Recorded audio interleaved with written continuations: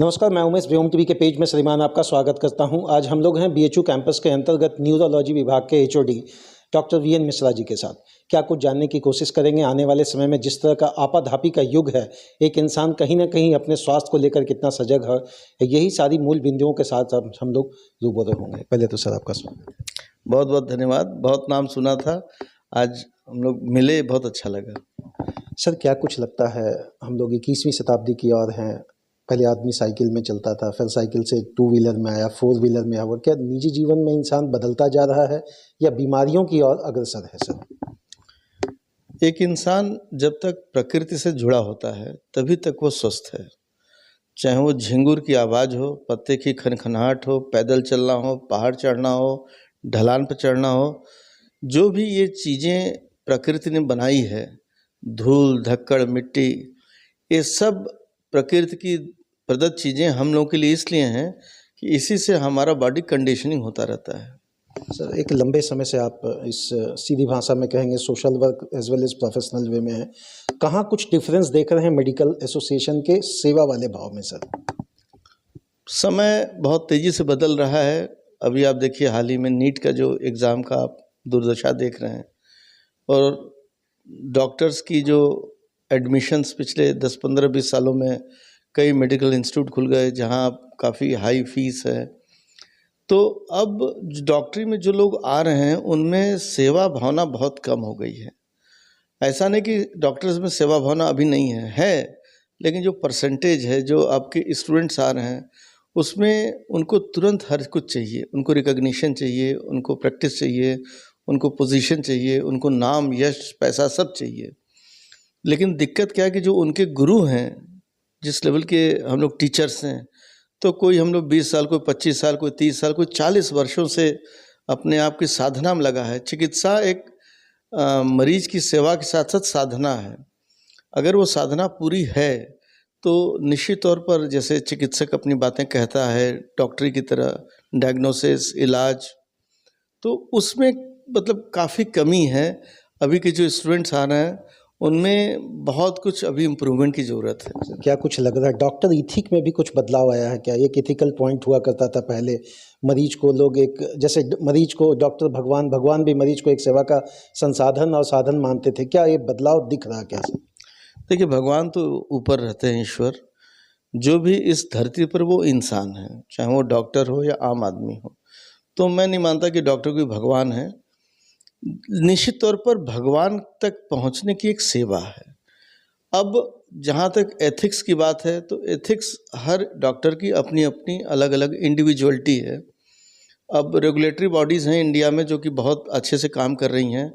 काफ़ी unethical practices को बहुत कम किया गया है। और जहां तक मुझे लगता है कि वर्तमान सरकार ने जो अभी जो एनएमसी बॉडी बनी है, उसमें एथिकल रेगुलेटरी बॉडी बहुत स्ट्रांग है।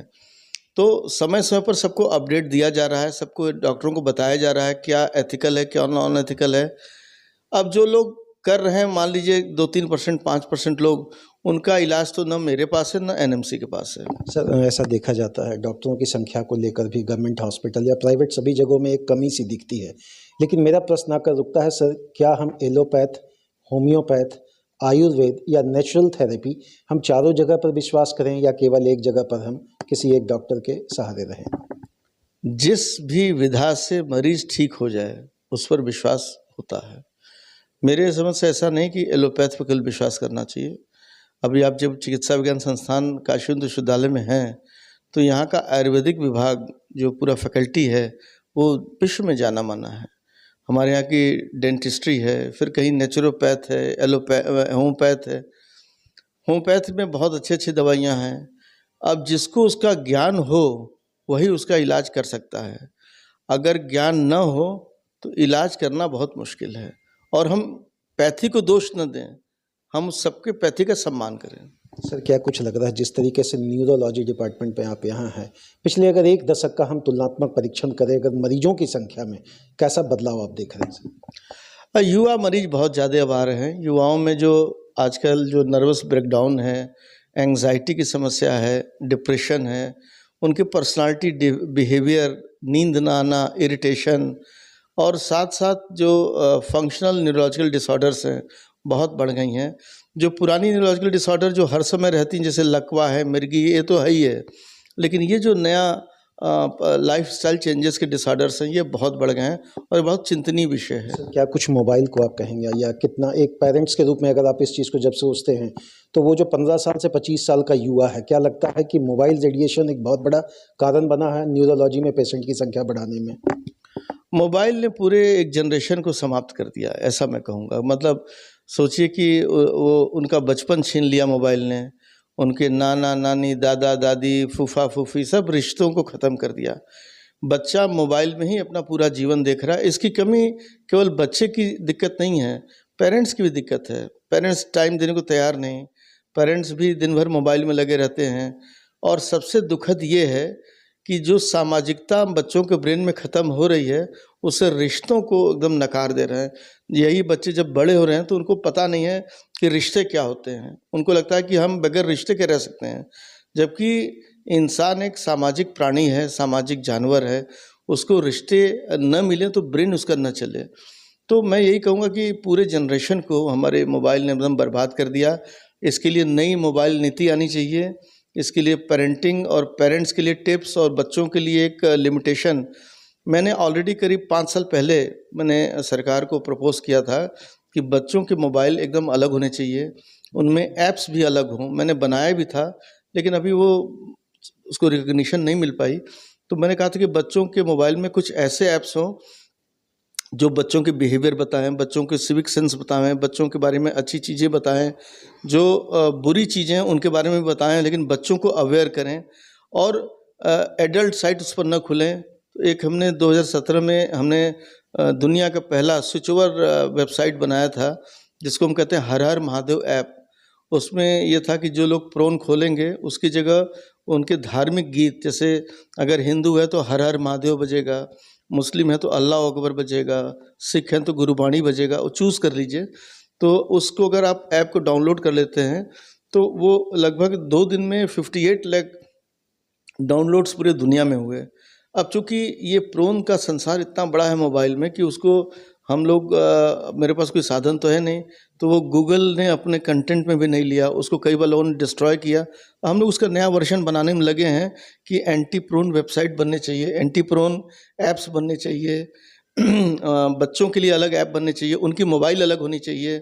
उसमें ऐसा कुछ हमने बताया था कि अगर आप बच्चे के कुछ साइट खोलें तो एक ऐप का हमने नाम दिया था नारद ऐप। खुलेगा यहाँ, इन्फॉर्मेशन जाएगी पेरेंट्स के मोबाइल पर। लेकिन ये 2 वेबसाइट जो हम लोगों ने ऐप बनाए, अभी इसका मतलब सरकार ने इसको यूज़ नहीं किया, लेकिन हम चाहेंगे कि इसको ऐसा बनना चाहिए। अच्छा सर, क्या कुछ लग रहा है कि मल्टी पर्सनालिटी और मेंटल डिसऑर्डर ये जो नॉर्मल स्केल में है, केवल 15 से 25 के हैं, या सभी एज के लोग आप पेशेंट आप देखते हैं? सभी एज के आ रहे हैं, मतलब इस युवा अवस्था में काफ़ी ज़्यादा हैं। देखिए अभी परसों ही किसी हीरोइन ने आत्महत्या किया था। तमाम ऐसे एक्टर, लीडर्स, प्लेयर्स सुसाइड करते हैं और ये बिहेवियर अब यंग एज में बहुत दिख रहा है। जैसे अपने घर में माँ पर अटैक कर दिया, अपने फादर पर अटैक कर दिया, अपना भी। आपको याद होगा अभी जो युवा अवस्था में नेपाल राजघराने में एक राजकुमार ने पूरे परिवार को गोली मार दी थी। ऐसे कई घटनाएं घटती हैं। ये पर्सनालिटी डिसऑर्डर हर एज में आ रही है और सुसाइड हर एज में कॉमन हो रहा है। देखिए, एक बहुत बड़ा स्टेटमेंट इंग्लिश में कहा जाता है एलिफेंट इन द रूम। बहुत सारी चीज़ें ऐसी होती है जिसको समाज में डिस्कशन का ज़रूरत होता है, एक प्रॉपर असेंबली सीक्वेंस माध्यम से उसको कहीं ना कहीं बैठ कर, जिसको बोलते हैं परिचर्चा और चर्चा, जिस पर लगातार डिक्लाइन देखा जा रहा है। चलिए, डॉक्टर साहब का एक परिचय आपने देखा। दूसरा जो सबसे बड़ी बात है, मैंने बहुत सारा इंटरव्यू ग्राउंड पर डॉक्टरों को अक्सर मैंने अध्यात्म का सहारा लेते कभी नहीं देखा।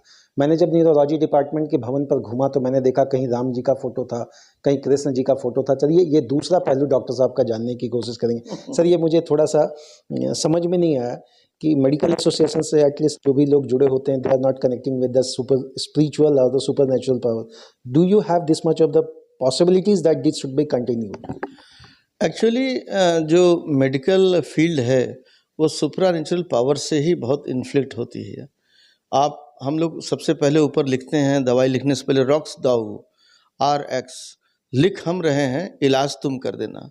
तो तुम किसको कह रहे हैं? उसी को कह रहे हैं जो सुप्रानेचुरल है, पूरी दुनिया में लिखा जाता है क्या कि हम जब अपने आप को कनेक्ट करना हटा देते हैं समाज से, नकारात्मक हो जाते हैं, नास्तिक हो जाते हैं, तो ये बहुत एक गलत संदेश जाता है। नास्तिकता हरदम लोगों की आयु कम करता है, लोगों में बीमारी की सिवियरिटी बढ़ाता है और लोगों में नेगेटिविटी लाता है। ये हम लोग की स्टडी 2008 में पब्लिश हुई थी कि जो लोग मरने वाले होते हैं, जैसे मोटर न्यूरॉन डिजीज़ की बीमारी जो मरना जिसमें तय है, वैसे में देखा कि जो लोग रिलीजियस थे वो लोग लगभग 2.5 साल ज़्यादा जिए। तो इसका मतलब है कि रिलीजियसिटी जो है एक पॉजिटिव मन देता है, एक मेंटल स्ट्रेंथ देता है किसी भी चीज़ों से फाइट करने के लिए। नकारात्मक आदमी के पास एक ही उपाय है, आत्महत्या। लेकिन अगर वो आस्तिक है, अगर उसमें मन विचार है, तो वो बुरे से बुरे समय में वो कभी आत्महत्या नहीं करेगा, वो हरदम कल के लिए फाइट करेगा। आज जो हो गया ठीक है, लेकिन कल हम कुछ अच्छा करें। कैसे करें? वो अपने आस्तिकता से करेगा।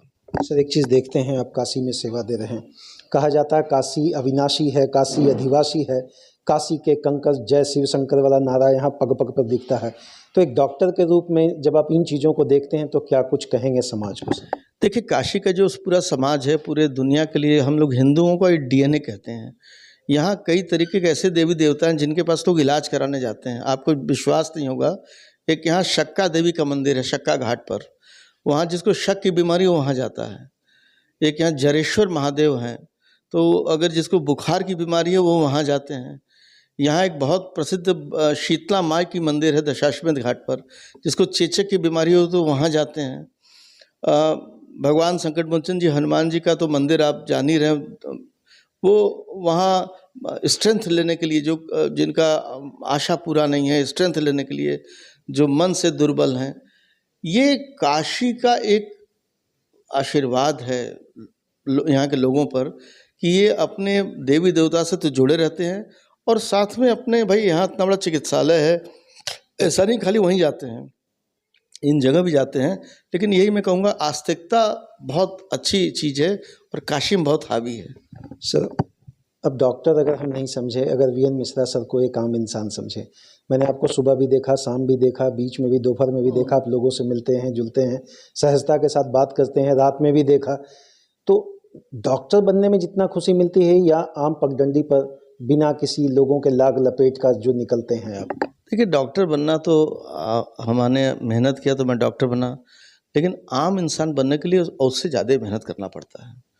आम इंसान का मतलब ये है कि आप आम लोगों की भाषा समझिए, आप ज़मीन पर चलिए, ज़मीन पर रहिए, उड़िए मत। तो आम लोगों की भाषा में, अब उसके पेट में दर्द है कि उसके सर में दर्द है कि उसका पैसा नहीं है या उसकी तकलीफ़ है या कोई घर में मर गया, वो तभी आप समझ पाएंगे जब उसके साथ आप समय बिताएंगे। तो आम इंसान के साथ समय बिताना, आम बनना, इसमें बहुत मेहनत लगता है और मुझे खुशी होती है कि मैं बहुत आम रहना पसंद करता हूँ। सर कुछ स्टैटिक सवाल रहेगा, खुश कौन है सर? खुश कोई नहीं है। दुखी कौन है सर? दुखी भी कोई नहीं है। दोनों का दरमियान एक आम आदमी कैसे सफ़र तय करे? देखिए, खुश और दुखी ये केवल मन की स्थिति है। एक आम व्यक्ति जब कोई अपना जीवन जीता है तो उसके अंदर सबसे बड़ी चीज़ उसके ब्रेन में होती है थिंकिंग। तो थिंकिंग को कहा गया मेडिकल की भाषा में कि thinking is a rational flow of idea which starts from a problem and ends up with a solution of problem. हर वो आदमी खुश है जो एक सोल्यूशन ऑफ द प्रॉब्लम निकालता, हर वो आदमी दुखी है जो सोल्यूशन प्रॉब्लम नहीं निकालता। तो जिसकी रैशनल फ्लो ऑफ आइडिया वो खुश है, जिसकी रैशनल फ्लो ऑफ आइडिया नहीं वो दुखी है। सिचुएशनल है, जो जैसा नहीं, जिसके अंदर मेंटल एबिलिटी है किसी प्रॉब्लम के सलूशन निकालने में। और हम लोग की मेंटल स्टेट ऐसा बनना चाहिए कि हम हर प्रॉब्लम का सलूशन निकालें। कबीर जी का कहीं दोहा को तोड़ मतोड़ कर किसी ने रखा था, कबीरा खड़ा बाजार में जोर जोर चिल्लाए, सबसे ज़्यादा जो हो सुखी वही खड़ा हो जाए और बाकी सब चल जाए। तो पता चला कि सर वहाँ एक भी इंसान खड़ा नहीं दिखा। क्या कारण रहेगा सर? देखिए, हम जैसे किसी के पास धन है, किसी के पास अपना खाना पीना है, तो लोग छिपा के रखते हैं। तो अगर कोई खुश है तो भी बहुत ज़्यादा आजकल लोग दिखाते नहीं हैं कि हमारी कोई खुशी छीन न ले। चलिए बहुत बहुत धन्यवाद सर। जिस तरीके से वीएन मिश्रा सर ने पॉजिटिव और नेगेटिव चीज़ों का सम्मिश्रण मेडिकल के साथ स्पिरिचुअल तरीके से रखा, मैं तो सर यही कहूँगा एक आम जिंदगी में एक पॉजिटिव स्केल का मैसेज सर जरूर चाहेंगे कि वीएन मिश्रा सर क्या कुछ आम इंसान को कहेंगे? कभी भी निराश मत होइए, खुश रहिए। ऐसी कोई विपत्ति नहीं जिसका सलूशन ना हो, और ऐसा कोई समय ना हो जो खराब मतलब अब खराब दूरी ना हो जाए। तो अच्छा समय हरदम आएगा, हो सकता आज आए, हो सकता कल आए, लेकिन लड़िए, व्यवस्थाओं में सहयोग करिए, पॉजिटिव बने रहिए और समस्याओं को दूर करिए, उसका निवारण करिए। थकिए मत, हारिए मत। समस्या का हल होगा आज नहीं तो कल। चलिए बहुत बहुत धन्यवाद सर। मैंने सदैव एक बात कहा है, ना पक्ष ना विपक्ष, ना लाग ना लपेट सीधा। हालांकि पॉलिटिकल इंटरव्यूज़ को मैं बहुत ज़्यादा कंडक्ट करता हूं, लेकिन जब एक सोशल इथिक्स पर आपका सोशल पॉइंट को लेकर बात करते हैं तो मुझे लगता है ये अपने आप में एक इमॉर्टल फैक्टर है। बहुत बहुत धन्यवाद। नमस्ते सर।